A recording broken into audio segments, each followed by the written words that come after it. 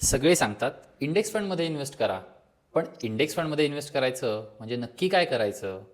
Regular mutual फंड्समध्ये साधारणतः 7 ते 8 प्रकारच असतात, जसं की large cap, mid cap, small cap, flexi cap, multi cap, large and mid cap, जे की तुम्ही अगदी सहज 2 ते 3 तासात समजून घेऊ शकतात. पण जेव्हा गोष्ट इंडेक्स फंड्सची येते तेव्हा हे खूप कॉम्प्लिकेटेड होतं. कारण NSE इंडायसेस ही ती कंपनी आहे जिने जे इंडेक्स आहेत त्याचा रेकॉर्ड ती मेंटेन करते. त्या कंपनीने तब्बल 300 पानांपेक्षा जास्तचा एक पुस्तक बनवलेलं आहे, ज्यात त्यांनी सगळे इंडेक्स कसे बनलेत, कशावर आधारित आहेत याची माहिती दिलेली आहे.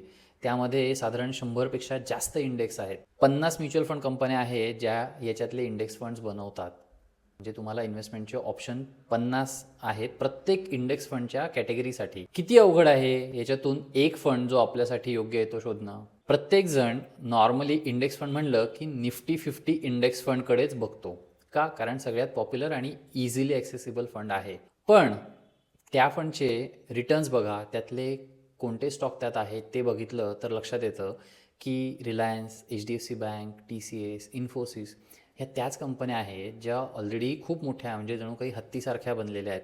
आणि आपल्याला सगळ्यांना जर खूप चांगले रिटर्न्स हवे तर आपल्याला small cap company, mid cap company ज्या सशासारख्या पळू शकतात त्या कंपन्यांची गरज असते. मग त्या कुठे सापडणार? स्मॉल कॅप इंडेक्स फंड्स आहेत, मिड कॅप इंडेक्स फंड्स आहेत किंवा निफ्टी नेक्स्ट 50 नावाचा एक इंडेक्स फंड आहे. पण आपण ह्या कुठल्याच गोष्टी बघत नाही आणि इंडेक्स फंड म्हणलं की फक्त आणि फक्त निफ्टी 50 इंडेक्स फंड.